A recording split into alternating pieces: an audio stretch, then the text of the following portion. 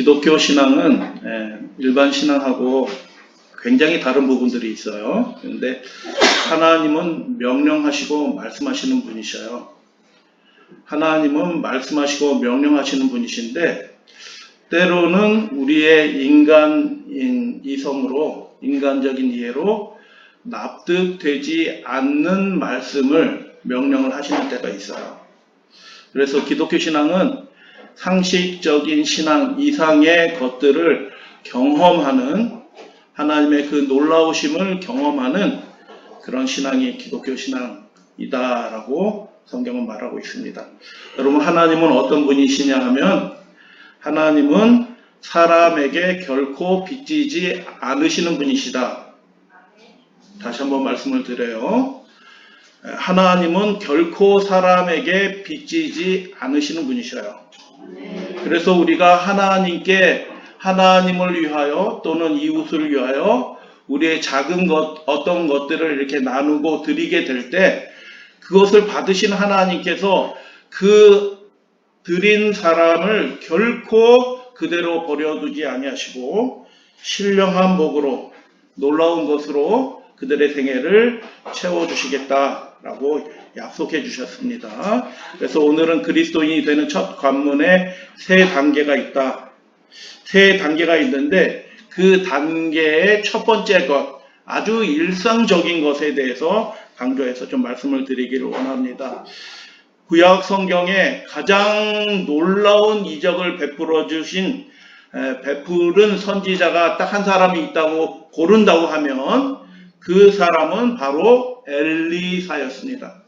정말 놀라운 이적들을 하나님이 그를 통해서 행하셨습니다. 그런데 여러분, 엘리사는 뭐 하였던 사람이에요? 그 부친과 함께 밭을 갈던 사람이에요. 일상적인 일을 하다가 하나님의 놀라운 부르심과 큰 축복을 이스라엘 백성에게 나눠주었던 특별한 사람이 된 것입니다. 그래서 여러분, 우리가 일상적으로 하는 그 일도 매일 다른 사람과 다름이 없이 하는 그 일조차도 우리가 어떠한 마음으로 하느냐에 따라서 그 일상적인 일에서 우리가 하나님의 거룩한 부르심을 받을 수 있다라는 사실을 엘리사의 경험을 통해서 우리는 보게 되는 것입니다. 엘리사가 엘리야를 이어서 그 위대한 사역을 감당하게 되었을 때 그가 부름을 받았다라는 것을 느껴요. 아, 하나님이 나를 부르시는구나. 그가 물론 엘리사를 추종하였지만 부르심을 받았을 때 그가 그 대가를 따져보았다라는 것입니다. 야, 그 부르심을 받아들여야 되는가? 어떻게 해야 되는가? 라고 얘기할 때 엘리사는 하나님의 그 부르심의 의미를 이해했다. 그는 그 어떤 세속적인 유익을 얻는다 해도 하나님의 사자가 되는 기회를, 하나님을 위해서 일할 수 있는 기회를 놓치거나 포기하는 일은 결코 하지 않아야겠다라는 생각을 가지고 그가 일상적으로 하던 그 일들을 버려두고 하나님의 나라를 위해서, 하나님을 위해서 그 생애를 바치게 되었는데 망설이지 않고 그는 사랑 넘치는 집을 떠나서 불확실한 삶을 사는 선지자를 따르기 시작했다라고 그렇게 말씀하는 것입니다. 오늘은 그 동일한 경험을 일상적인 경험 속에서 하나님을 만나는 그 특별한 경험을 한 제자들의 이야기를 나누고자 합니다. 바닷가에서, 갈릴리 바닷가에서 평범한 일상의 아침, 늘 밤새도록, 물고기는 밤중에 잡아요. 왜냐하면 깊은 곳에 들어가 있으면 물고기 못 잡거든요. 그래서 밤중에는 먹이 활동을 하기 위하여 낮은 곳으로 이렇게 나올 때 그때 어부들이 그물질을 해서 물고기를 잡던 그 매일의 일상에서 벌어졌던 일들과 관련하여 말씀을 나누고자 합니다. 누가복음 5장에 이렇게 말씀하고 있습니다. 무리가 몰려왔다라는 것입니다. 누구한테 몰려왔어요? 이미 예수님의 소문이 막 각처에 퍼지기 시작하셔서 하였기 때문에 하나님의 말씀을 듣고 또 병고침도 얻기 위하여 사방에서, 이방 지역에서라도 사람들이 예수님께 몰려왔다라는 거예요. 하나님의 말씀을 들었다라고 얘기하는데 그때 마침 호숫가에 배 두 척이 있는 것을 보시니 사람들이 너무 많이 몰려드는 거예요. 점점점 가까이 오기 때문에 예수님이 그들과 약간의 간격을 두시기 위하여 어떻게 하냐면 어부들은 배에 나와서 그물을 싣는지라. 그물을 싣는다는 얘기는 무슨 뜻이냐면 하루의 일과를 다 마쳤다라는 뜻이에요. 고기 잡던 일들을 다 마치고 이제 정리해서 그물 엉킨 거 풀고 그리고 그물을 씻어서 다음번 그물질 하기 좋게 다 정비하고 있었다. 쉽게 얘기하면 그 하루의 일과를 마치고 그들이 퇴근할 때가 되었다라는 뜻이에요. 밤새도록 그물질 했으니까 그 아침 시간은 어떻게 보내야 돼요? 이제 집으로 돌아가서 뭐 해야 되는 거죠? 예, 잠자야 될 시간이에요. 이제 피곤한 거예요. 밤새도록 일하고 이제 아침이 돼서 정리하고 빨리 이제 집에 들어와서 잠자야 될 그때 3절 예수께서 한 배에 오르셨다. 그 배의 주인은 시몬이었다라고 말씀하고 예수님이 시몬에게 배 좀 빌려줘 라고 얘기하면서 그러면 시몬이 그 소리를 듣고 네 하고 어떻게 해요? 예수님 배에 타세요 라고 하면서 육지에서 조금 떼기를 청하고 좀 떨어져자. 사람들이 너무 많이 몰려왔네. 좀 떨어지자 하고 배에 앉으사 백성들에게 그 바닷가에서 수많이 몰려들어온 백성들에게 말씀을 가르치시고 계셨다라는 것입니다. 이 장면에서 베드로가 예수님께 첫 번째 요청을 받습니다. 무슨 요청을 받아요? 퇴근해야 될 시간인데 뭐 해달라는 거예요? 예수님께서 배 좀 빌려달라. 배 좀 빌려달라라고 말씀하실 때 그리고 왜요? 이 사람들한테 설교를 해야 되는데 너무 많이 몰려들어서 좀 떨어져서 배 위에서 예수님이 설교를 시작하신 거예요. 그때 파도가 이렇게 밀려오니까 계속 바람에 따라 파도가 밀려오니까 육지에 닿지 않도록 베드로는 어떻게 하고 있어요? 노를 젓는 거예요. 이렇게 계속 살살살살 노를 저으면서 백성들과 거리를 일정하게 뛰는 동안 일을 하면서 제일 가까운 곳에서 베드로는 예수님의 설교를 가르침을 말씀을 듣고 있었어요.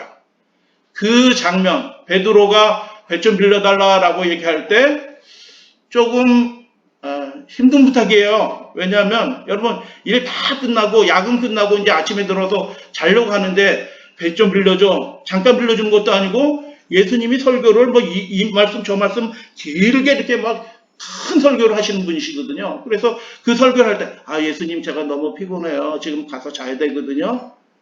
예수님 그냥 저쪽에 한가운데 가셔서 이렇게 설교하시면 되겠어요 하고 그냥 베드로가 금을 정리하고 집에 들어갈 수 있었지만 베드로가 어떻게 해요? 예수님과의 관계가 이미 있었기 때문에 예수님의 요청을 받아들여서 자신의 배를 빌려드리고 자신의 배에 예수님을 태우고 설교하시는 동안 노를 이렇게 살살살살살 젓고 있었다라는 거예요. 어려운 일이에요? 어려운 일은 아니에요. 그러나 쉬운 일도 아닌 것입니다. 번거롭고 피곤하고 그리고 그날따라 어떻게 고기를 많이 잡았어요?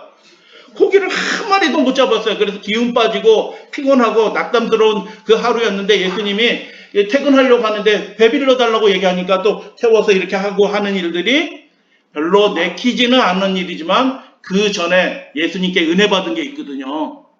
그 가족이 은혜 받은 것이 있기 때문에 그것을 갚으려는 그 마음에 배 정도 빌려드리는 거 잠깐 1시간 2시간 설교하는 동안 좀 이렇게 하는 거 정도야 내가 해드릴 수 있겠지 라고 생각해서 해준 거예요. 여러분 베드로가 복을 받는 비결이 여기서 시작이 된 거예요. 아주 자그마한 일이지만 그 요청을 한 예수님의 요청을 그가 어떻게 해요? 나 피곤해요 하고 좀 못하겠어요 안 할래요 라고 하지 않고 그 요청을 받아들였기 때문에 그 생애 자체가 완전히 변화되고 복생생애로 바뀌게 된 것입니다.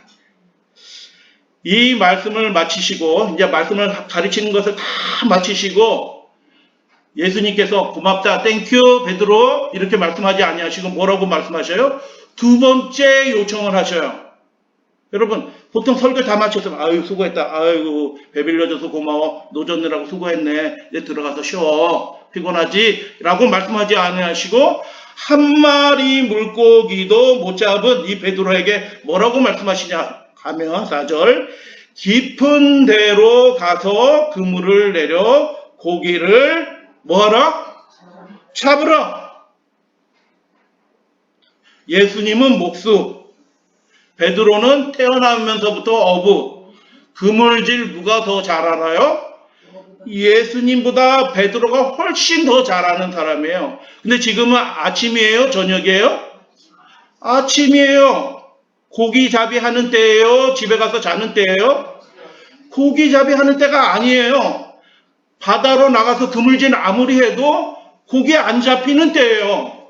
근데 예수님은 고기 안 잡히는 때, 그리고 더군다나 어디로 가서 깊은 데로 가서 그물을 내려라 라고 그렇게 말씀하셔요. 여러분, 깊은 데에서 그물을 내리면 무슨 일이 벌어질까요? 여러분, 그물 다시 바다로 나가요. 한 마리도 못 잡았는데 밤새도록 그물질에서 고기 잡는 밤중에 한 마리도 못 잡았는데 다시 벌건대낮에 그물질을 하면은 잡힐 가망성이 제로예요, 제로. 한 마리도 못 잡는데 더군다나 예수님께서 뭐라고 말씀하시냐면 깊은 데로 가서 그물을 내려라 라고 말씀하셔요. 속으로는 이런 생각이 들어요. 예수님이 내가 호의를 베풀어 주시니까 아무 말씀이나 막 하신다. 이게 말이나 되는 얘기야? 라고 그렇게 반문할 수 있었어요. 예수님, 안 잡혀요, 고기. 그렇게 하면 한 마리 피레미도 못 잡아요. 라고 말하고 싶은 생각이 턱 밑까지 올라왔는데 그 전에 베드로가 그 가족의 하나님께 은혜 받은 게 있어서 그 말은 참아 못하고 그물을 내리는 일을 하게 됩니다. 깊은 데로 가서 그물을 내려 고기를 잡으라 할 때 많은 분들이 이런 그림을 생각을 해요. 이렇게 해가지고 깊은 데로 가서 이렇게 하면 뭐 그물질해서 고기 잡는다라고 생각이 드는데 그물에는 3가지 종류의 그물이 있는데 누가복음 5장의 그물은 어떤 그물이냐? 투망이 아니고 2번 투망도 아니고 저렇게 그물을 이렇게 싸서 잡는 그물도 아니고 이렇게 끌어당겨서 그물질하는 육지로 해서 한 바퀴 삥 돌아서 이렇게 한 3m, 2m 되는 그물이에요. 3m, 2m 되는 그물을 이렇게 낮은 곳으로 이렇게 배를 돌아서 양쪽 육지에서 끌어당겨서 하는 그 그물이에요. 지금 누가복음의 5장의 그물. 다시 한번 말씀을 드려요. 베드로가 가지고 사용하던 그물은 어떤 그물이냐면 큰 저인망 그물이 아니라 밑이 요 3m 탁구 네트처럼 2m, 3m 밖에 안 되는 길다란 한 100m, 2m, 200m 되는 길다란 그물이에요. 여러분 그 그물을 가지고 깊은 데에 가서 그물을 던지면 여러분 갈릴리 호수는 깊은 데는 300m, 400m 돼요. 그런데 2m짜리 높이 2m짜리 그물로 그 깊은 데가 나가서 여러분 가면 10km 정도 되는 그 가로 길이가 10km 정도 되는 그 큰 바다 같은 호수의 그 가운데 깊은 데로 가가지고 2m짜리 그물을 삥 둘러친다고 해서 그물이 잡히겠어요? 밑이 뻥 뚫려 있어요. 여러분 밑이 뻥 뚫린 그물을 친다고 그물이 벽에 고기가 잡힐 가망성이 있어요? 안 잡혀요. 한 마리 상식적으로 잡힐 수 없는 말도 되지 않는 명령을 예수님이 하신 거예요. 그때 베드로가 예수님 이게 도대체 무슨 말씀이에요? 안 돼요. 우리 그물은 그런 그물 아니에요. 라고 말씀하지 않고 베드로가 대답합니다. 베드로가 은혜 많이 받은 사람이기 때문에 아니요 라고 대답하지 않았어요. 여러분 하나님께 은혜 많이 받은 사람은 아니요 못해요 라고 대답하지 않는 사람이 될 줄로 저는 그렇게 믿어요. 은혜 받은 베드로는 뭐라고 얘기하냐면 선생님, 잘 주목하셔야 돼요. 뭐라고 얘기해요? 선생님 이렇게 얘기해요. 랍비라는 뜻이 아니에요. 여긴 지도자 우두머리라는 뜻이에요. 지도자 우두머리. 선생님, 사람들이 많이 따르네요. 선생님, 우두머리시네요. 영적인 지도자시네요. 인기 좋으시네요. 뭐 이런 의미예요. 선생님, 우리가 밤이 새도록 수고하였을 때 잡은 것이 한 마리도 없지만 말씀에 의지하여, 이게 번역이 틀려요. 의지하라는 건 굉장히 믿음이 있는 것처럼 보여요. 근데 말씀하신 대로 해보겠습니다. 이런 뜻이에요. 쉽게 말씀 그대로 번역하면. 안 믿겨져. 이게 도대체 무슨 얘기야? 받아들이고 싶지 않고 빨리 집에 가고 싶은데 설교 단상 빌려주느라고 2시간 내외로 이렇게 수고했는데 그 다음에 또 명령하시는 거예요. 깊은 데 가서 그물을 내려라. 사람들도 다 있어요. 아직까지 안 간 사람들이 있는데 깊은 데 가서 그물을 내려라 하라고 하니까 안 하고 싶어. 사실은 자기 생각에는 안 하고 싶거든요. 그런데 어떻게 해요? 은혜 받았으니 안 하고 싶지만 하는 거예요. 여러분, 하나님께 특별한 축복을 받는 순간은 어떤 순간이냐면 안 하고 싶은 마음이 혹 생길 때 그때 마음을 바꿔서 그럼에도 불구하고 주님을 위해서 주님이 말씀하셨으니 해야지 라고 생각하면 그 순간이 개인의 역사에 개인의 삶에 놀라운 변화가 일어나는 바로 그 순간이 된다. 운명적인 순간이 된다. 그래서 말씀에 따라서 선생님이 말씀하셨으니까 그 말씀에 따라서 내가 그물을 내려보겠습니다 하고 베드로가 벌건대낮에 다시 노를 져서 모터보트가 아니에요. 시동 부른 거고 부르릉 하고 저 가운데까지 금세 가는 게 아니에요. 지금도 모터보트 타고 가로지르러 가는데 30분 걸려요. 짧은 쪽으로 부르릉 타고 가면 30분 걸리는 커다란 배인데 다시 노 저어서 그 벌건 대낮에 동네 사람들을 다 보는데 베드로가 다시 고기 잡으러 간다 이렇게 해야 하는 거예요. 왜 나가냐? 예수님이 명령해서 나 따라 나가는데 아이고 베드로가 허튼 짓 하고 있구나 하는 생각이 들 짓을 베드로가 말씀에 따라 제가 한번 해볼게 하고 가서 삥 둘러서 그물을 들러오는 거예요. 베드로의 심령이 어땠을까요? 뭐 이거 100% 안 되는 일을 명령하셨고 말씀하셨기 때문에 그냥 선생님의 존중하는 의미에서 나가고 있는데 베드로의 심령은 그 따라 함께하는 그 동료들도 야 이거 우리가 뭐 하는 거냐 도대체 하면서 이렇게 같이 이렇게 나갔을 거예요. 그런데 5장 6절에 보면 그렇게 하니 고기를 잡은 것이 힘이 많아 그물이 찢어졌다라고 그렇게 말씀하고 동무들에게 와서 우리를 도와달라 해서 그 인생에서 잡은 고기 최고의 수확을 그날 거두게 되었다라는 것이에요. 여러분 예수님도 도와드리고 큰 돈도 벌게 되었어요. 좋아요 안 좋아요? 좋아요. 이야 한 마리도 못 잡았는데 밤새도록 한 마리도 못 잡았는데 벌건 대낮에 그물이 찢어질 정도로 고기를 잡았어요. 신기한 일이 벌어진 거예요. 거기 구경하는 사람들도 눈이 동그래졌어요. 이게 어떻게 된 거냐? 그런데 그 현장에서 예수님의 명령을 직접 수행했던 베드로와 그 동료들만 그때 벌어진 놀라운 일들을 보고 그가 반영한 거예요. 예수님 말씀대로 했더니 고기 많이 잡았네요. 이야 일주일치 분량 돈을 벌었네요. 예수님 땡큐 하고 예수님 제가 선교 지원금 많이 드려드릴게요. 뭐 이렇게 말씀하지 않고 베드로가 이렇게 놀라운 양의 물고기를 잡은 다음에 뭐라고 얘기하던가요? 갑자기 베드로가 예수님의 무릎 앞에 꿇어 엎드리고 주여 나를 떠나소서 나는 죄인입니다 라고 그렇게 얘기해요. 이게 무슨 소리예요? 감사합니다 라고 얘기해 줄 순간에 그가 엎드려서 몸을 벌벌벌 떨면서 주님 나를 떠나소서 나는 죄인입니다 라고 그렇게 고백하게 되었다는 것이에요. 어떤 일이 벌어졌을까요? 그 장면에 대해서 말씀을 드릴 거예요. 그때 예수님께서 말씀하셔요. 세 번째 예수님의 명령이에요. 세 번째 명령입니다. 예수께서 시몬에게 이르시되 무서워하지 말라. 이제후로는 내가 무엇을 취하리라? 사람을 취하리라. 여러분 베드로는 물고기 잡는 사람이에요. 남 가르치는 사람이 아니고 설교하는 사람도 아니고 전도하는 사람도 아니에요. 평생 물고기 잡다가 인생을 마칠 사람이에요. 그런데 예수님이 뭐라고 말씀하셔요? 내가 이제 사람을 취하겠다라고 말씀할 때 베드로가 뭐라고 얘기해요? 예수님 저는 기도도 못해요. 성경을 가르쳐 본 적도 없어요. 다른 사람에게 전도해서 하나님의 나라에 뭐 이렇게 삼는 일 생각해 본 적도 없고 할 수 있는 준비도 못했어요. 제가 평생에 물고기만 잡던 사람이 어떻게 그 일을 하겠어요? 라고 하지 못했어요.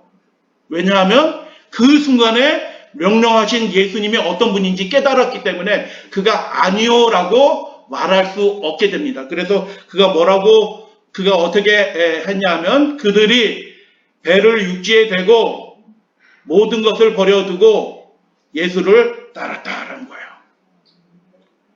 놀라운 변화가 있던 것입니다. 그물을 싣고 집에 돌아가서 자려 했던 어부들에게 도대체 무슨 일이 벌어졌길래 그 많은 물고기를 다 버려두고 예수님을 따르기 시작했을까? 그 장면에 관한 말씀 함께 나누도록 하겠습니다. 맨 처음에 예수님이 배 좀 빌려달라고 했을 때 베드로가 어떻게 해요? 예스한 거예요. 여러분, 예수님이 우리에게 자그마한 부탁을 하실 때가 있어요. 그렇게 어렵지 않은 부탁. 그 어렵지 않은 부탁을 하실 때 우리가 예스 하게 된다고 하면, 네 하게 된다고 하면 하나님이 그 다음에 더 놀라운 것으로 그 인생을 만나주신다라는 것을 이 이야기는 보여주는 것입니다. 여러분, 예수님께서 뭐 이렇게 해줄래? 이렇게 해주면 어떨까? 이렇게 해서 개인적으로 우리에게 말씀하시고 부탁한 일이 있으면 그 집사님이 하라고 하세요. 뭐 다른 사람 아닌데 왜 내가 해야 돼요? 라고 그렇게 말하지 마시고 나에게 부탁하신 것으로 받고 그 자그마한 일을 예수님을 위해서 그렇게 하시게 되면 그 인생의 놀라운 것으로 하나님께서 바꿔주시는 것을 보게 됩니다. 그래서 그 마지막 단락은 배를 육지에 대고 그가 그 모든 것을 다 버려두고 예수님을 따르게 되는 거예요. 야, 이게 무슨 일이 벌어진 거야 도대체? 어부가 배를 버려도요? 있을 수 없는 일이 벌어진 것입니다. 두 번째 단락에서 보면 예수께서 베드로에게 말씀하시죠. 물고 깊은 데에 가서 그물을 내려 물고기를 잡으라 라고 얘기할 때 이야, 이거는 배는 빌려준 건 좋았는데 깊은 데로 가라고? 이거 뭐 말이 되는 얘기를 해야지. 안 되는 거 하시네. 여러분, 이 마지막 시대에도 하나님의 일은 될 것 같지 않지만 그 명령에 순종하는 사람을 통해서 그 일이 이루어지는 것입니다. 지금도 그렇게 벌어지고 있어요. 안 될 것 같아요. 되지 않는 곳이에요. 선교 안 되고 오히려 대적받고 반대받는 곳이지만 신실한 하나님의 백성, 주님의 명령을 순종하고자 하는 하나님의 백성이 순종해서 될 것 같지 않지만 움직이고 그렇게 하게 될 때 하나님께서 역사하시는 것입니다. 여러분 믿으시게 되길 바랍니다. 물고기를 잡으라 라고 명령하셨고 그물을 내려서 물고기를 잡았을 때 어떤 일이 벌어져요? 놀라운 일이 벌어졌잖아요. 예수께서 그 후반부에서 베드로에게 다시 말씀하셔요. 물고기 잡는 일에 놀라운 성공을 거뒀지만 그 다음에는 그 일과는 전혀 성격이 다른 일을 베드로에게 명령하여 네가 사람을 취하리라 라고 말씀하셨을 때 제가 못해요. 전 그런 거 해본 적 없어요. 라고 하지 않고 그가 예수님을 즉시로 따르기 시작했어요. 결정적인 어떤 자신의 세계관이 완전히 뒤바뀌는 그 일이 그 인생에 벌어진 것입니다. 그 일이 무엇일까요? 베드로가 예수님께 대답해요. 예수님, 선생님이라고 번역이 되어 있지만 랍비라는 뜻이 아니에요. 두목님 뭐 이런 정도 뜻이에요. 예수님한테 많이 따르네요. 사람들이 엄청 모였네요. 두목님, 지도자님 뭐 이 정도의 말이에요. 하기 싫은데 은혜 받았으니 간신히 하는 거예요. 두목이라고 그렇게 쉽게 할게요. 두목님 하고 제가 두목님 말씀대로 그물 한번 내리고 올게요. 하고 그냥 나가서 쓱 한 바퀴 돌아오려고 했던 거예요. 그런데 그 일이 어떻게 해요? 나중에는 두목님 하던 그 입술에서 뭐라고 얘기해요? 여러분, 예수님은 4대 성인 맞아요? 틀려요? 세상 사람들은 예수님을 성인이라고 얘기해요. 근데 여러분, 하나님을 믿는 사람들은 예수님이 성인이에요? 아니에요.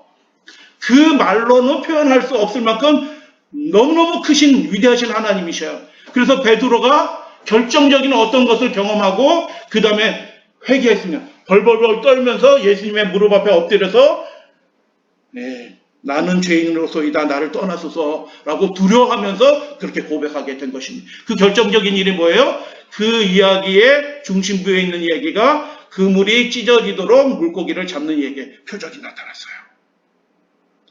그물이 찢어지도록 물고기를 잡는 일이 어떻게 벌어졌을까요? 맨 처음에 그 작은 부탁했을 때 안 들어주고 피곤해요 집에 가서 잘래요 했으면 그 인생에 예수님이 어떤 분인지 알 수 있는 그 경험을 했을 수 있을까요? 없을까요?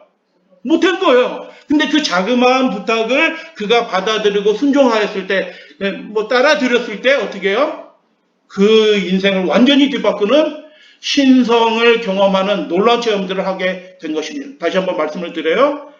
물고기를 잡는 것은 익숙한 일이었어요. 늘 할 수 있는 일이에요. 그러나 그것보다 훨씬 더 놀라운 것으로 잡게 하셨고 그 뒤에 것은 사람을 취하리라 라고 말씀하신 것은 그가 한 번도 생각해 보지 않았던 그런 일이에요. 그가 잘할 수 없는 일이에요. 그런데 그거 명령하셨는데도 불구하고 베드로는 어떻게 해요? 그거를 거부할 수 없는 사람이 된 거예요. 왜요? 물고기들이 여러분 생각해 보세요. 이렇게 한 200m짜리 그물을 한 바퀴 삥 이렇게 돌아서 이렇게 오는데 밑이 뻥 뚫려 있어요. 가운데가 뻥 뚫려 있는데 그 깊은 곳에서 삥 둘러서 이렇게 오는데 저 깊은 곳에서 물고기들이 그 밑이 뻥 뚫린 그물 위로 밑에서부터 깊은 곳에 숨어있던 그 물고기들이 잠자러 들어가 있던 물고기들이 막 올라오는 것을 그 맑은 바다 위에서 깊은 바다 위에서 이렇게 내려다보고 있었던 베드로는 본 것이에요. 물고기들이 그물질하면 싹 피해야 되는데 어떻게 해요? 그 그물 위로 막 올라오고 있어요. 저 깊은 곳에서 엄마 물고기, 아빠 물고기, 아들 물고기, 옆집 물고기 해서 서로 경쟁하듯이 내가 저 그물에 먼저 들어가야지 하면서 하는 듯이 막 위로 몰려 올라오는 것을 베드로는 그것을 보면서 이 일을 명령하신 분이 누구이시다?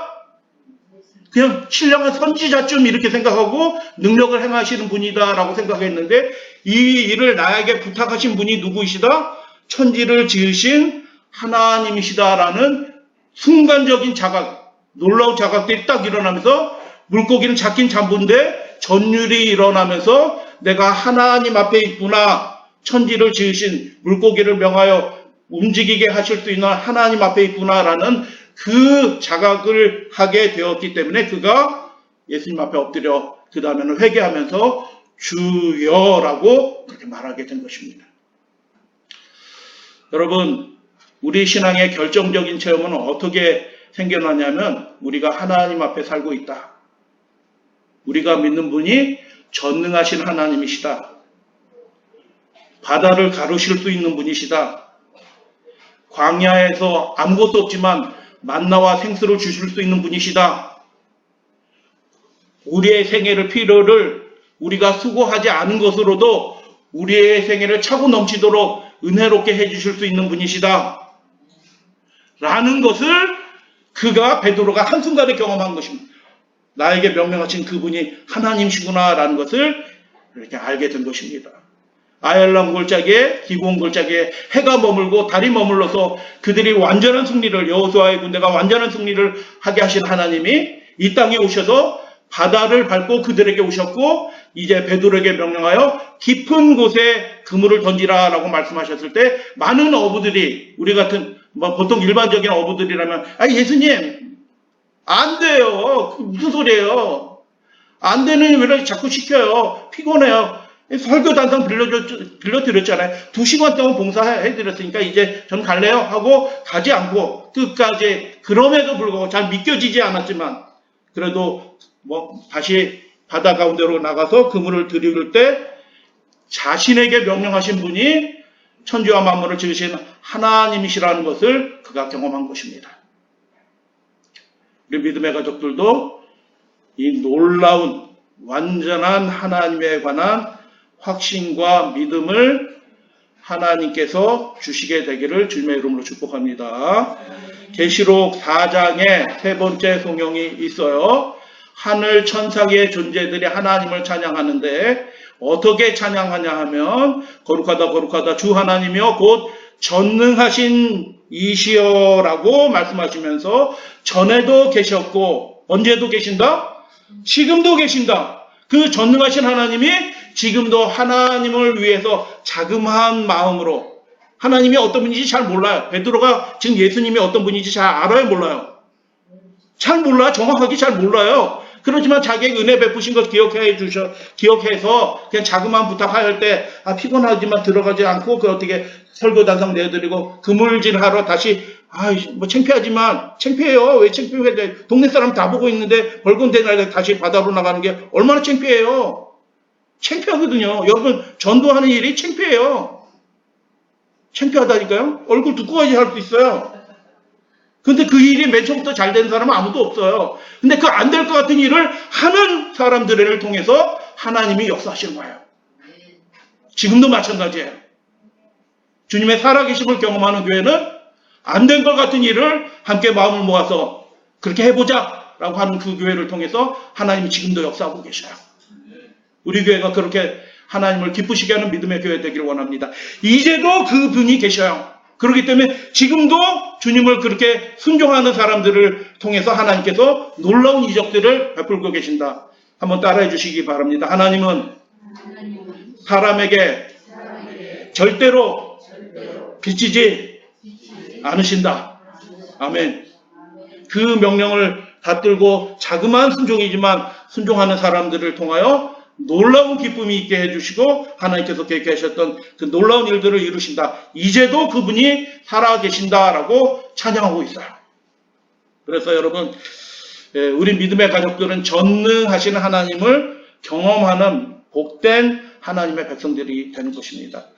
한 도시에 버스 터미널이 있어요. 예전 한 20년 전 얘기예요. 버스 터미널, 지금은 철도도 있고 자가용도 많지만 예전만 해도 버스 터미널로 다 몰려요, 사람들이. 명절 때, 특별히, 추석 같은 때 있는데, 명절이 되면 버스 터미널이 여기 있고, 버스 터미널 쪽에 노점상이 있고, 그 건너편에 노점상이 있는데, 버스 터미널 쪽 노점상은 교인이 아니야. 그리고 버스 터미널 건너편에 있는 노점상은 우리 재림교인이야. 그 건너편에 있는 노점상은 붕어빵, 풀빵 팔아서, 풀빵 아시죠? 이렇게 동그란 거? 풀빵 팔아서 사는 그 노점상 하시는 분이에요. 근데 명절날은 어떻게 해요? 사람들이 왕래가 많으니까 과일 상자를 떼다가 수북히 싸놓고 파는 거예요. 그런데 앞에 노점상이, 건너편 재림교회 노점상이 뭐 하나 관심을 많이 가져요. 신앙 때문에 관심을 많이 가져요. 왜냐면 요번 명절이, 대목 1년에 2번 있는 대목의 이 명절이 안식일이야. 안식일이야. 저 건너편의 노점상이 요번 안식일에 나오냐 안 나오냐. 안 나오면 어떻게 해요? 이분이 건너편으로 가서 건너편에도 노점상 차려서 파는 거예요. 안 나오냐 나오냐 관심이 많아요. 신앙에 관심이 많은 게 아니고 자기가 그 자리까지 해가지고 더 많이 팔 수 있어요. 그분이 저한테 얘기해요. 노점상이. 그 명절 하루에, 명절 시즌이 있잖아요. 명절 하루에 과일만 팔아가지고 하루에, 그 당시 20년 전에 1,500만 원 번다고 그랬어요.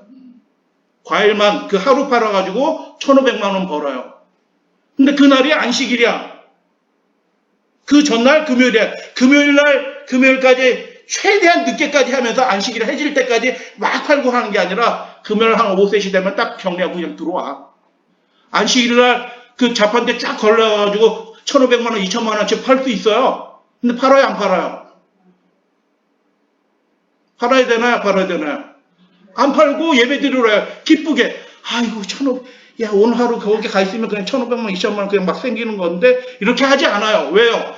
그가 믿는 하나님은 어떤 하나님이에요? 천지와 만물을 지으신 하나님이에요. 전능하신 하나님이에요. 하나님께 충성되어 사는 그분의 백성들을 결코 실망시키지 않으시는 하나님이에요. 여러분 믿으시게 되길 바랍니다. 전능하신 하나님이라니까요. 그 밑이 뻥 뚫린 그 그물 안으로 그 깊이 들어가서 잠자고 있던 그 물고기들을 깨워서 그 안으로 밀어넣으신, 올라가게 하시는 하나님이 지금도 살아계시는 거예요. 우리가 믿는 하나님은 전능하신 하나님이에요. 근데 이런 믿음을 가져라라고 얘기하면, 야, 이거 어떻게 가져야 되냐? 좀 당황스러울 수도 있어요. 하나님은 거룩하신 분이셔요. 우리의 생각과 이해를 훨씬 초월하신 분이에요. 그래서 거룩하신 분이에요. 상식적이신 분이 아니라는 거예요. 그래서 우리에게 안 될 것 같은 부담스러운, 창피한 그런 명령도 우리에게 하실 수 있어요. 그러나 그 명령을 주님을 사랑하는 마음으로 우리가 받들고 순종하려고 한다고 하면 그 인생은 전능하신 살아계신 하나님을 경험하는 놀라운 축복을 받게 된다라고 예수님이 보여주신 말씀이에요. 그래서 이사야의 경험도 마찬가지예요. 이사야가 자신을 드렸지만 하나님이 어떤 분인지 잘 몰랐어요.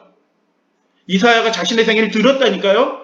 그런데도 불구하고 하나님을 잘 몰라. 여러분, 그렇기 때문에 우리가 하나님을 안다라고 얘기하면 안 되는 거예요. 우리가 잘 몰라요, 하나님을. 알면 완전한 헌신으로 우리 생애를 완전히 드리는 일에 조금도 두저하지 않고 우리 생애 전부를 다 드려도 하나님 감사합니다라고 하면서 그렇게 살 거예요. 이사야가 어떻게 해요? 거룩하다 거룩하다 거룩하다 화로다 나여 망하게 되었다라고 말하게 되었어요. 왜요? 하나님이 어떤 예배를 받으시는 분인지 하늘을 열어서 하나님 보여주셨을 때 내가 드리는 예배가 너무너무 부끄러운 예배예요. 이런 예배를 내가 드렸구나라고 하면서 그가 내가 망하게 되었다라고 얘기해요. 이렇게 하찮은 예배를 드리는 나는 망하는 사람이지 저주받은 사람이라고 하고 놀라고 부끄러워했다라고 얘기해요. 근데 하나님이 그런 마음을 가진 것조차도 하나님께서 귀하게 여기셔서 그 입술에 수술을 대서 제단에 수술을 대서 정결하다 온전하다라고 말씀해 주신 거예요. 여러분, 주 하나님은 전능하신 분이십니다. 그 하나님이 우리를 구원하시기 위해서 하신 일이 뭐예요? 계시록 1장의 첫 부분에 예수님에 관한 말씀이 나오는데 그분이 살아있는 자다라고 말씀하시면서 내가 전에 죽어노라라고 말씀하셔요. 전능하신 분이 우리 죄에서 우리를 구원하시기 위해서 그분이 하신 일이 뭐예요? 전능하신 그분이 자신의 목숨을 내놓는 것입니다. 그래서 여러분, 우리가 믿음으로 구원을 얻게 되는데 이 구원은 그냥 값싼 구원이 절대로 아니에요. 이 세상에 그 무엇으로도 대신할 수 없는 위대한 구원이다. 반복할 수 없는 은혜가 주어졌다. 단 한 번의 기회가 주어졌다. 그 은혜에 감사하고 반응하는 사람들은 하나님의 살아계심을 반드시 경험하게 된다. 우리들이 다 경험하게 될 거예요. 한 사람도 빠짐없이 다 살아계신 하나님을 경험하게 되어 있어요. 순서는 좀 다르고 경험의 방식은 좀 다를 수 있어요. 근데 반드시 경험하게 되어 있다. 라는 것이에요. 그분이 살아계십니다. 만물이 순종하는 것을 베드로는 보았어요. 그가 하기 싫은 명령을 받았지만 주님을 사랑하고 아끼는 마음에 순종하였을 때 오히려 그분이 어떤 분인지 명확하게 알게 되었어요. 나에게 말씀하신 분이 살아계신 전능하신 하나님이라는 것을 알게 되고 그가 두려움에 떨었고 주변 사람도 그걸 봤어요. 그 명령을 수행한 사람들만 본 거예요. 물고기들이 해맑은 표정으로 저 밑에가 이렇게 올라오는 거를 이렇게 보는 거예요. 그 어부들만. 다른 사람들은 몰라요. 햇볕에 물이 반사해서 지금 저 사람들이 뭐하고 있나. 야, 신기하다. 어떻게 물고기 많이 잡혔지? 뭐 이렇게 얘기하는데 그 현장에 있었던 명령에 순종했던 그 사람들만 그 해맑은 물고기들이 순종하는 기쁜 표정으로 물고기들이 이렇게 올라오는 것을 보는 거예요. 그래서 여러분, 우리가 주님을 위해서 믿음의 그리스도인이 되는 첫 관문에 3단계가 있는데 첫 번째 단계는 뭐예요? 예수님께 일상적으로 할 수 있는 일들을 해드리는 거예요. 배를 빌려달라? 네, 예수님 빌려드릴게요. 두 번째 단계는 뭐예요? 이건 좀 곤란해. 안 되는 걸 명령하시는 것처럼 가서 해봐라. 아니, 잘하는 사람 많은데 왜 나한테 시켜요? 이렇게 하지 않고 깊은 곳에 가서 그물을 내려. 안 될 것 같지만 하는 거예요. 세 번째 단계는 뭐예요? 하나님이 살아계심을 완전하게 경험하는 복된 상태에 이르게 되는 거예요. 근데 여러분, 이 상태가 어떻게 이르게 됐어요? 맨 처음부터 이 3단계로 올라가는 사람은 아무도 없어요. 그 첫 번째 작은 단계는 뭐냐면 예수님이 부탁하는 그 자그마한 일에 우리의 마음을 드리는 거예요. 누구든지 할 수 있고 지금 나도 피곤하지만 좀 어렵지만 그래도 예수님을 생각하면 할 수 있는 그 일들을 해드리는 거예요. 그렇게 되면 우리가 예수님을 어떻게 경험하게 돼요? 주님으로 경험하게 되는 거예요. 그분이 살아계심을 우리가 경험하는 사람이 되는 거예요. 그렇게 될 줄로 저는 믿어요. 그래서 그 첫 번째 단계는 우리의 일상적인 일이에요. 우리가 일상적에서 할 수 있는 일이에요. 한 마리도 잡지 못했고 실망했고 지쳐 있었지만 예수님의 요청을 들은 그 사람 베드로가 그것을 해드리려고 했어요. 그 자체가 자기에게 은혜였던 거야, 사실은. 그리고 말도 되지 않는 명령이었지만 하나님의 명령을, 예수님의 명령을 순종하게 될 때 놀라운 은혜를 경험하게 되었다. 이제 말씀을 마칩니다. 우리의 일상생활에서 엘리사는 밭을 가다가 하나님의 부르심을 받아요. 우리가 일상적인 일을 하다가도 그 자그마한 일을 주님을 위해서 하게 된다고 하면, 주님의 명령을, 주님을 기쁘시게 하기 위해서 무엇을 하게 된다고 하면 그 일상 자체가 거룩한 것으로 바뀌게 되고 하나님의 살아계심을 경험하는 놀라운 축복을 경험하게 될 것이다. 그 첫 번째 단계가 뭐예요? 누가복음 5장 3절 예수께서 이거 할 수 있어요. 좀 피곤하지만 할 수 있어요. 배 좀 빌려줄래? 할 때 어떻게 베드로가 네, 그렇게 할게요 라고 할 때 그 놀라운 축복을 경험하게 된 거예요. 우리 사랑하는 믿음의 가족들이시여, 예수님이 우리에게 개인적으로 부탁하는 일들이 있어요. 이렇게 좀 해줄래? 마음에 호소하는 일들이 있어요. 이렇게 해줄래? 라고 할 때 그 말씀에 순종하게 될 때 놀라운 은혜와 축복들을 누리게 될 것을 믿고 우리 믿음의 가족들이 그렇게 되시게 되길 바랍니다. 예수님께서 시몬의 배를 사용하시겠다고 하셨다. 시몬은 수고와 실망으로 지쳐 있었지만 기꺼이 그리스도의 요구에 순종했다. 보잘것없는 그 고깃배는 그리스도의 말씀을 전하는 설교단이 되었다. 시몬의 그 작은 배가 이처럼 귀히 여겨지게 된 것은 분명 처음이었다 라고 그렇게 말씀합니다.